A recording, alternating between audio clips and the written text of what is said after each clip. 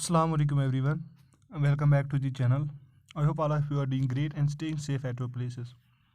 So आज के इस वीडियो में हम क्लास 10th के लिए एक चैप्टर लाए हैं केमिकल रिएक्शन एंड इक्वेशन। हम इस चैप्टर को कुछ लेक्चर्स में ट्राई करेंगे कंक्लूड करने के लिए। आप इस सीरीज़ को देख सकते हैं, आप इन लेक्चर्स को देख सकते हैं अपने इस चैप्टर को मास्टर करने के लिए। आप इस चैप्टर के क्वेश्चंस देख सकते हैं।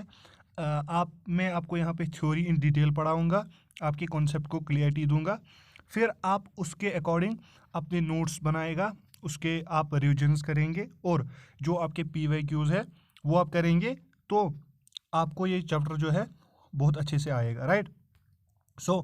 आज के इस वीडियो में हम chemical reaction and equation start करेंगे। हमारा पहला चैप्टर जो है क्लास 10th साइंस का, राइट।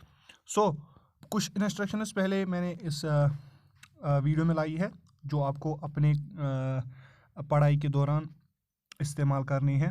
सबसे पहला चीज़ क्या है, आपको लेक्चर देखना है। जिस भी सोर्स से आप पढ़ेंगे, जहाँ भी आप पढ़ेंगे, आप इस वीडियो को देखेंगे, इस सीरीज़ को देखेंगे। मैं ट्राई करूँगा यहाँ पे सब कुछ कवर करने के लिए, मतलब सारे चैप्टर्स कवर करने के लिए। बट अगर कुछ सर्कमस्टेंसेस की वजह से नहीं हो पा रहा है तो मैं at least some of the chapters में यहाँ पे कंक्लूड करूँगा। उसमें से हमारा जो आज ये हमारा चैप्टर है केमिकल रिएक्शन इक्वेशन, ये डेफिनेटली मैं आपको पूरा करवाऊँगा। उस चीज़ की आप गारंटी लीजिए मेरे से। किसी भी सोर्स से आप पढ़ते हो, आपको क्या करना है, चाहे आप ऑफलाइन पढ़ते हो अपने स्कूल में या किसी भी कोचिंग में, आपने किसी भी ट्यूशन सेंटर पे आपने आपका एनरोल किया है, वहाँ पे आपको पहले उसका लेक्चर देखना है जो भी टीचर आपको पढ़ाते हैं, और लेक्चर के नोट्स आपको करने हैं। फॉर एग्जांपल अगर आप मेरे लेक्चर इनको फॉलो करोगे, मैं इनके लेक्चर के नोट्स जो है, ये स्लाइड्स, ये मैं अपने टेलीग्राम चैनल पे दूंगा। टेलीग्राम चैनल कहाँ मिलेगी आपको उसकी लिंक मैं डिस्क्रिप्शन बॉक्स में दे दूंगा। आप वो ज्वाइन करके इन नोट्स को देख सकते हैं।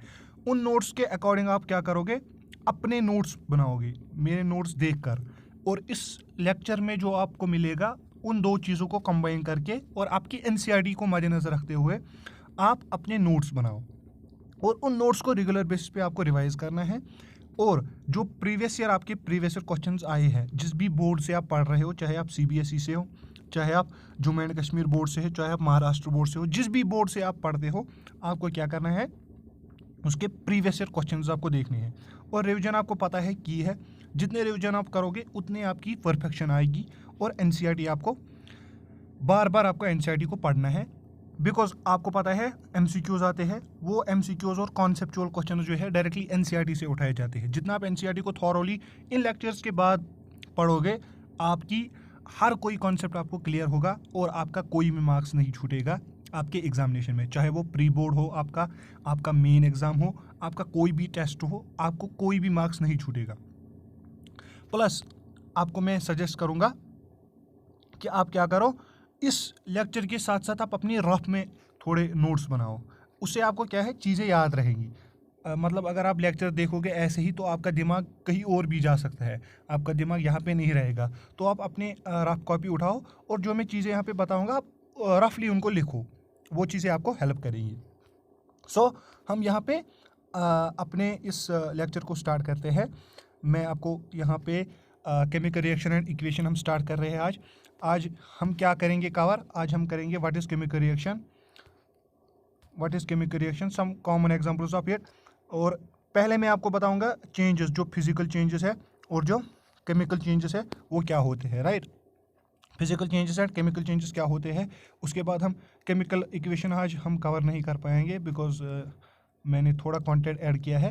फिजिकल चेंजेस, केमिकल चेंजेस, इनके एग्जांपल्स, इनके बीच में डिफरेंसेस आपको मैं दूंगा, फिर मैं केमिकल रिएक्शन आपको बताऊंगा।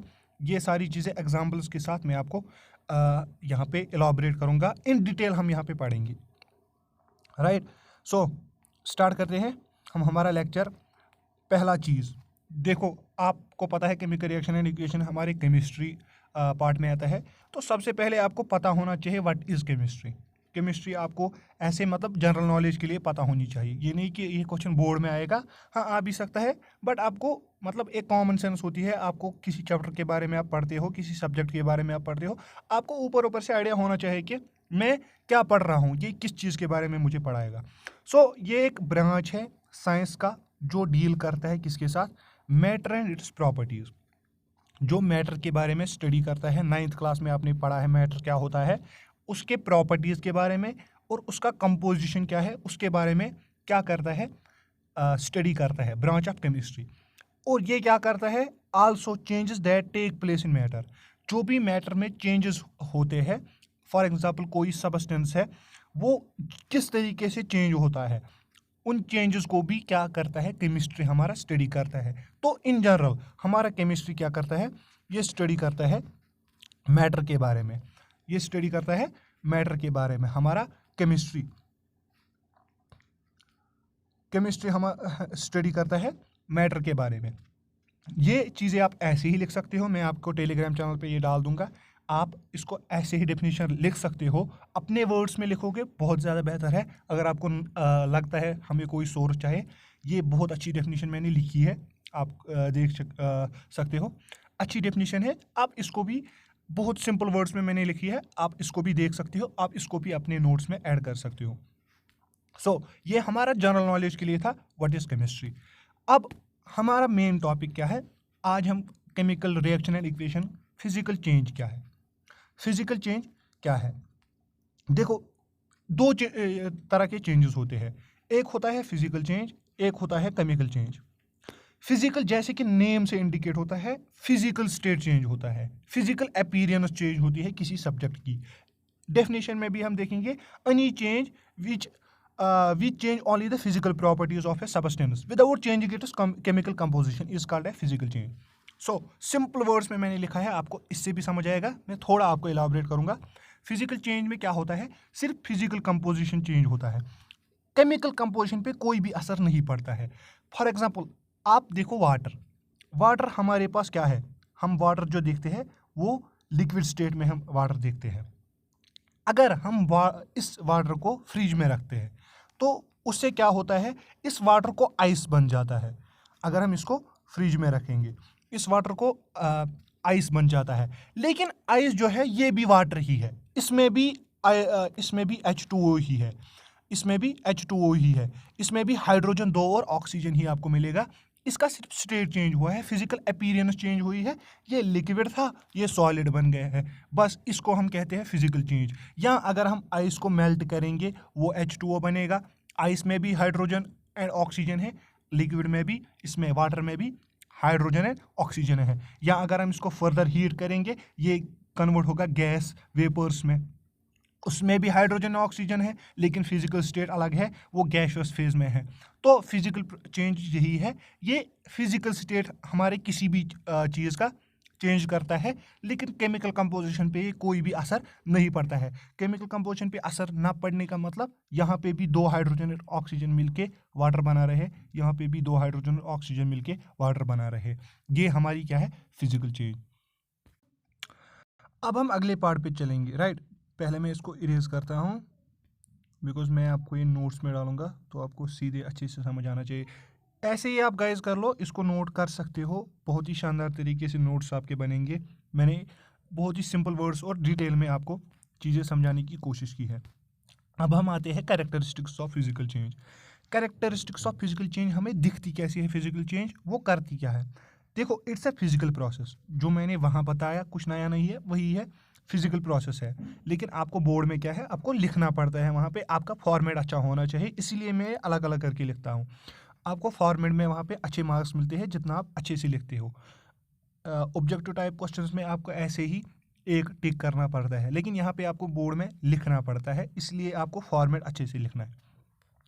फिजिकल चेंज के कुछ कैरेक्टरिस्टिक्स, कैरेक्टरिस्टिक 1 क्या है, ये एक फिजिकल प्रोसेस है। जैसे मैंने आपको समझाया वाटर में सिर्फ इसका स्टेट चेंज करेगा, इसकी अपीयरेंस से चेंज करेगी, केमिकल कंपोजिशन नहीं करेगी, कोई भी असर ये केमिकल प्रॉपर्टीज पे नहीं डालेगा। It does not change the chemical properties of substance, कुछ भी केमिकल कंपोजिशन में असर नहीं डालेगा।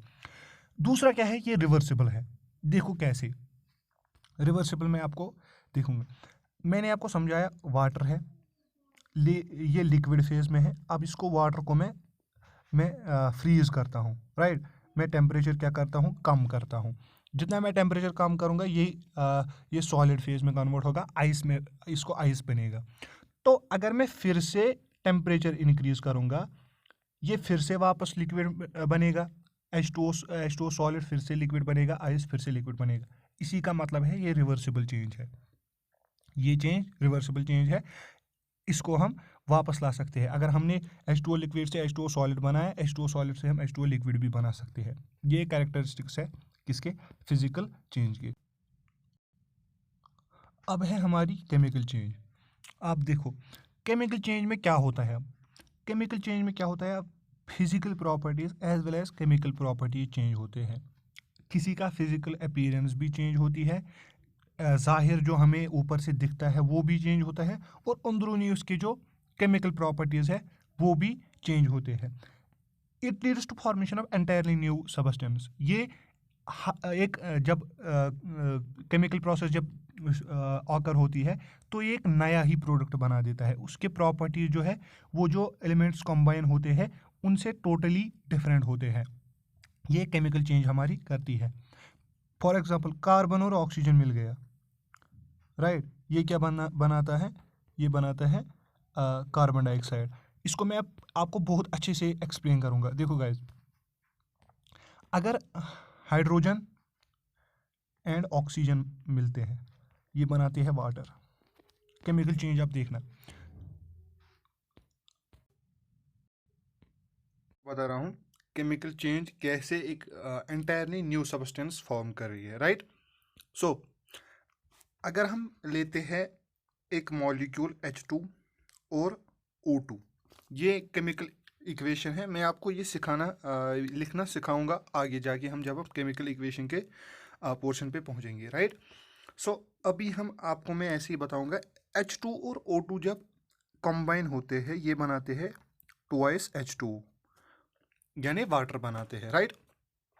अब मैं आपको बताऊंगा कैसे एंटायरली न्यू सब्सटेंस बताते हैं। H2 की प्रॉपर्टी क्या है, ये एक कॉम्बस्टिबल सब्सटेंस है, एक कॉम्बस्टिबल गैस है, सॉरी, ये एक कॉम्बस्टिबल गैस है।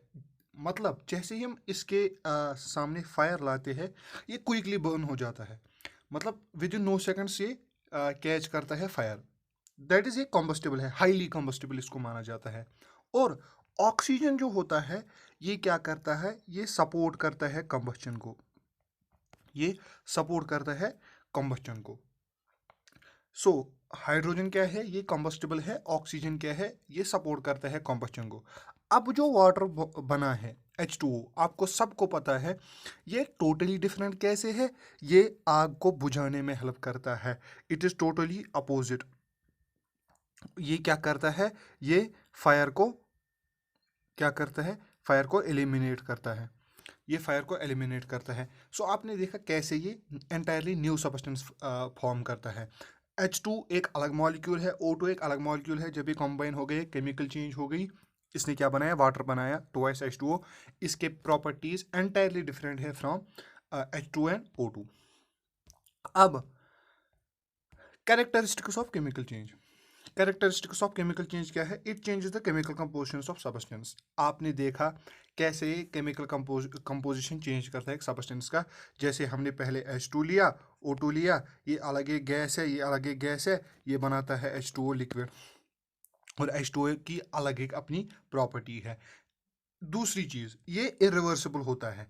इरिवर्सिबल का मतलब इसको हम वापस नहीं ला सकते हैं। फॉर एग्जांपल आपने H2O2 कंबाइन किया, आपने बनाया H2O, अब थोड़ी आप H2O को वापस ब्रेक कर सकते हो O2 प्लस H2 में। ये इरिवर्सिबल होता है, ये वापस नहीं आ सकता है। इन द सेम वे अगर हम देखेंगे carbon plus oxygen gives CO2, अब थोड़ी आप CO2 को वापस कार्बन और ऑक्सीजन में वापस डिसोशिएट कर सकते हैं, ये चीज़ें नहीं हो सकता है। एक एग्जांपल आपको यहाँ पे आपकी टेक्स्ट ने ली है।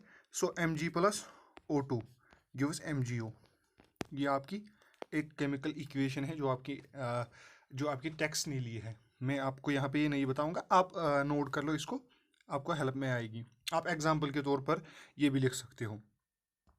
हमारा और एक कैरेक्टरिस्टिक क्या है, it leads to formation of entirely new substance, जो मैंने आपको वहाँ से बताया। ये चीज़ें मैंने क्यों लिखी अलग से, बिकॉज आपको मैंने जो पहले बोला, आपको एग्जाम में फॉर्मेट के तरीके से लिखना होता है। आप इन चीज़ों को नोट कर सकते हैं, ऐसे आपको आंसर लिखना है बोर्ड में, कोई भी मार्क्स नहीं कटेगा आपको, ये श्योरिटी है। अब हम आते हैं असली हमारा जो है मेन मुद्दा, जिसका हम जो हमारा चैप्टर का नाम ही है chemical reaction and equation. Chemical reaction क्या है? सेम वे जैसे केमिकल चेंज है, इसी तरीके से केमिकल रिएक्शन भी इसी केमिकल चेंज की एक टाइप है। इसमें क्या होता है? Chemical reaction is a chemical change in which substance combine और dissociate to form the new substance. या तो सबस्टेंस, दो सबस्टेंस कंबाइन हो सकते हैं या एक सबस्टेंस डिसोशिएट हो सकता है। मैं आपको दोनों की एग्जांपल देता हूँ। फॉर एग्जांपल यही एग्जांपल हम फिर से लेंगे। H2 plus O2 gives H2O। अब आप देखो ये एलिमेंट और ये एलिमेंट कंबाइन हो कि क्या बना रहे हैं? H2O। आपने देखा क्या बना रहे हैं? H2O बना रहे हैं। H2 प्लस O2 बना रहे हैं H2O। सो ये दो एलिमेंट्स, दो सबस्टेंसेस, दो मॉलिक्यूल्स सॉरी एलिमेंट्स नहीं है, ये मॉलिक्यूल्स हैं। दो मॉलिक्यूल्स कंबाइन हो गए, इन्होंने क्या बनाया? एक वाटर मॉलिक्यूल। सो ये कंबाइन हो गए। अब डिसोशिएट की एग्जांपल मैं आपको दूंगा। एक सेकंड मैं इसको इरेज कर रहा हूँ। देखो डिसोसिएशन रिएक्शन, अगर आपके पास HCl है, आप HCl को डिसोशिएट करते हो H पॉजिटिव और Cl नेगेटिव में। लेकिन इसको डिसोशिएट करने के लिए आपको कुछ एनर्जी की रिक्वायरमेंट होती है, वो आप आगे जाके मैं आपको सब कुछ बताऊंगा। फिलहाल आप एग्जांपल के तौर पर याद रखो। मैंने यहाँ पे जो स्टेटमेंट लिखा है मैं इसको जस्टिफाई कर रहा हूँ कि ताकि आपको जो ये चीज़ें हैं, ये डेफिनेशन आपको एग्जांपल से याद रहे। एक फेमस जो ऑथर है उसने लिखा है, एक एग्जांपल जो आप देते हो वो 100 टाइम्स एक्सप्लेन करने से बेहतर है, बिकॉज एग्जांपल से आपको डायरेक्टली ब्रेन में चीज़ें सेट होती है। आपने देखा कैसे कंबाइन होते हैं और डिसोसिएट होते हैं, इसी को हम बोलते हैं केमिकल रिएक्शन। इसमें क्या होता है? Rearrangement of atoms take place. Atoms क्या होते हैं? Rearrangement of atoms takes place. Example क्या है? एग्जाम्पल मैंने आपको दो दिखाई, आपको अब मज़ीद ज़रूरत नहीं है। आप अपने टेक्स्ट से भी एग्जाम्पल्स दे सकते हो और आगे जाके भी आपको बहुत सारे एग्जाम्पल्स आएंगे। अब किसी केमिकल रिएक्शन में दो चीज़ें होती है। किसी केमिकल रिएक्शन में दो चीज़ें होती है, एक होता है रिएक्टेंट, एक होता है product, right? Substance which get combine और dissociate is called a chemical reaction or the substance which react is called a reactant। बहुत ही सिंपल डेफिनेशन है। जो सबस्टेंस कंबाइन, मैंने आपको क्या बोला? दो सबस्टेंसेस कंबाइन होते हैं या डिसोशिएट होता है और बनाता है और एक न्यू सबस्टेंस, यही केमिकल रिएक्शन है। अब जो सबस्टेंस कंबाइन हुए या डिसोशिएट हुए उसको क्या बोलते हैं? हम उसको बोलते हैं हम रिएक्टेंट। और जो सबस्टेंस रिएक्ट करते हैं किसी रिएक्शन में उसको क्या बोलते हैं? रिएक्टेंट। प्रोडक्ट क्या होता है? जो सबस्टेंस फॉर्म होता है, the substance which are formed after chemical reaction, जो इनके कंबाइन या डिसोशिएट होने से फॉर्म होता है, उसको क्या बोलते हैं? हम उसको बोलते हैं हम प्रोडक्ट। एक और चीज़ आप यहाँ पे ऐड कर सकते हैं, जो ये रिएक्टेंट है, ये रिएक्टेंट हम लेफ्ट साइड लिखते हैं, लेफ्ट साइड। ये आप अपने तरीके से आप खुद ऐड करना। प्रोडक्ट को हम जनरली हम कहाँ से लिखते हैं? हम लिखते हैं इसको राइट साइड। ये कैरेक्टरिस्टिक होती है। और एक इस केमिकल रिएक्शन की, ये आप इसको यहाँ पे भी ऐड कर सकते हो, यहाँ पे भी आप ऐड कर सकते हो। रिएक्टेंट और left side, product on right side, ये आप यहाँ पे भी ऐड कर सकते हो इन चीज़ों को। रिएक्टेंट्स एंड प्रोडक्ट्स हो गए। अब आपको समझ आ गया रिएक्टेंट क्या होता है? जो कंबाइन करता है या जो part which take part in reaction is called as reactant. और प्रोडक्ट क्या होता है? वो चीज़ें जो फॉर्म होती है। ये आपको क्लियर हो गया। अब examples of reactant and product आपको अगर लिखना होगा, आपको डेफिनेशन आई, आप वहाँ पे एग्जाम्पल के तौर पर एक रिएक्शन लिखोगे। आप देखो कैसे, कंसिडर द रिएक्शन। आपको पहले ये डेफिनेशन लिखनी है। जब आपको अगर आपको क्वेश्चन आ गया रिएक्टेंट एंड प्रोडक्ट, आपको दोनों में से आपको ऐसे लिखना है पहले, फिर आपको लिखना है कंसिडर, ऐसे आपको लिखना है, फिर कंसिडर द इक्वेशन। अब आप अपने तरीके से जो भी आपको इक्वेशन आएगी, मैं फिर से वही इक्वेशन लिखूंगा, H2 plus O2 gives H2O। या हम अभी कोई नई इक्वेशन लाएंगे, कोई नई इक्वेशन लिखेंगे जो आपको फिर याद भी रहेगी इस तरीके से। ZnSO4 नहीं, ZnSO4 नहीं, एक second, sorry, H2SO4 plus Zn gives ZnSO4 plus HCl plus ZnSO4 plus H2।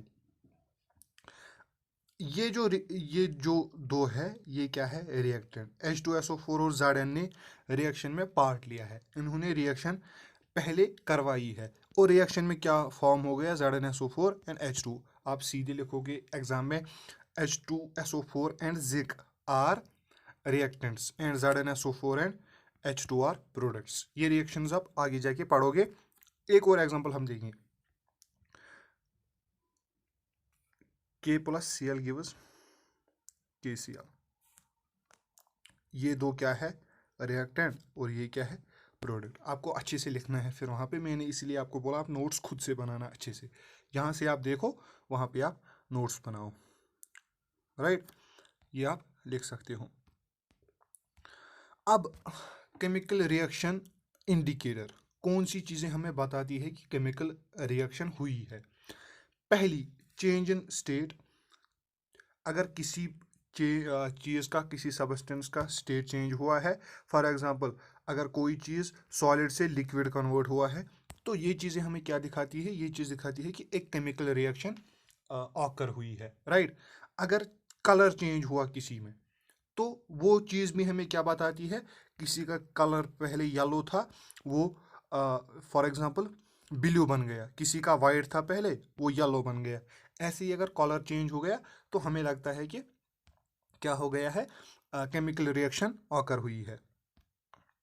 ऐसे ही चेंज इन टेम्परेचर, अगर किसी रिएक्शन का पहले 100 डिग्री सेल्सियस टेम्परेचर था, फिर 200 हो गया, तो हमें पता चलता है कि केमिकल रिएक्शन ऑकर हुई है। Formation of precipitate. प्रेसिपिटेट क्या होता है, प्रेसिपिटेट एक सॉलिड सब्सटेंस होता है जो कि जनरली किसी लिक्विड के नीचे ऐसे बैठता है। ये सॉलिड होता है, लिक्विड के नीचे बनता है, बैठता है, तो हमें पता चलता है कि केमिकल रिएक्शन ऑकर हुई है, क्योंकि यहाँ पे प्रेसिपिटेट बना है। या तो एवोल्यूशन ऑफ गैस होगा, यहाँ अगर कोई गैस यहाँ से निकल रहा है तो आपको पता लगता है कि एक केमिकल रिएक्शन ऑकर हुई है। ये पहले मैंने आपको जनरल तरीके से बताया। अब हम अगले लेक्चर में इसके एग्जांपल्स आपको देखेंगे, कौन कौन सी रिएक्शन है जिसमें स्टेट चेंज होता है, कलर चेंज होता है, टेम्परेचर चेंज होता है, फॉर्मेशन ऑफ प्रेसिपिटेट होता है, एवोल्यूशन ऑफ गैस होता है। सारी चीज़ें आपको बताएंगे।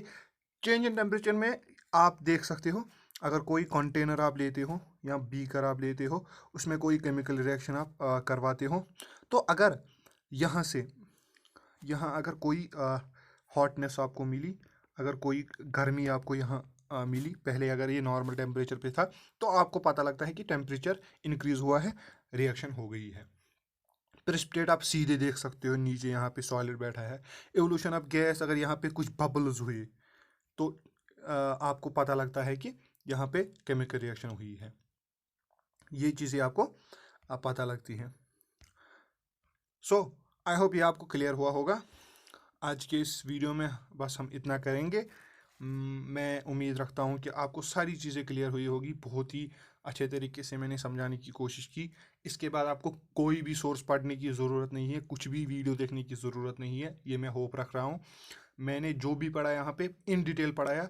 अब आपको क्या करना है, जो मैंने आपको चीज़ें बताई, आपने वीडियो देखा, इसके साथ आई होप आपने रफ में थोड़ी थोड़ी चीज़ें नोट की होगी। अब आप क्या करो, अच्छे से अपनी नोटबुक निकालो। इस वीडियो को मैं, इस वीडियो के नोट्स मैं कहाँ पे डालूंगा, टेलीग्राम चैनल पे, वहाँ से आप देख के अपने नोट्स अच्छे तरीके से बनाओ, जिस तरीके से आपके बोर्ड में आते हैं। फिर क्या करना है, फिर आप इनको रिवाइज करो मल्टीपल टाइम्स, नोट्स को आप नोट्स को मल्टीपल टाइम्स रिवाइज करो, और एनसीईआरटी पढ़ो। एनसीईआरटी में जो भी थ्योरी है उसको देखो, ये कवर हुई है कि नहीं। वहाँ पे कुछ एक्टिविटीज़ है, एक्टिविटीज़ हम इस चैप्टर के, जब मैं आपको सारी थ्योरी करूँगा, वो मैं एक्टिविटीज़ आपको एक लास्ट में एक अलग सेक्शन में आपको दूंगा एक्टिविटीज़ का। वहाँ से आप एक्टिविटीज़ अलग करके देख सकते हो, जो कि आपको काम आएगी। और एक्टिविटीज़ आप अपनी स्कूल में भी कर रहे होंगे, तो आपको इन जनरल वहाँ पे बहुत अच्छे तरीके से समझ आएगा, बिकॉज वो प्रैक्टिकल है, वो प्रैक्टिकल तरीके से अच्छे से समझ आता है। ये थ्योरी है, ये थ्योरी ऐसे ही समझ आती है। स्टिल मैं आपको एक्टिविटीज़ का पूरी डिटेल आपको लास्ट में इस वीडियो के पूरे एक वीडियो में आपको मैं डालूंगा एक्टिविटीज़ का सेक्शन। आप एनसीईआरटी पढ़ना, एनसीईआरटी में देखना चीज़ें और रिवाइज करना, प्रीवियस ईयर क्वेश्चंस देखते रहना। मैं अगले वीडियो में आपको फर्दर इसके और एक पार्ट आपको दूंगा। ये चैप्टर हम इंशाल्लाह कंप्लीट करेंगे। So thank you for watching this video. अगर आपने एंड तक देखा है तो इस चैनल को सब्सक्राइब कर लेना। मैं आपके लिए बहुत सारे वीडियोस बनाता रहूँगा। आपको हर हमेशा आपके लिए मैं यहाँ पे रेडी हूँ आपको गाइड करने के लिए। मैं खुद एक स्टूडेंट हूँ, लेकिन I love to share my experience. अगर आपको लगता है कि मेरी एक्सपीरियंस से आपको मेरे कुछ शेयर करने से आपको फ़ायदा होता है तो आप चैनल को सब्सक्राइब करना। कमेंट में अपनी क्यूरीज बताना, जो भी आपको चाहिए कमेंट में बताना, और इस वीडियो को लाइक करना अगर पॉसिबल हो तो, अगर आपको बुरा ना लगे। सो इस वीडियो को यहाँ पे कंक्लूड करते हैं। Thank you for watching this video. All the best.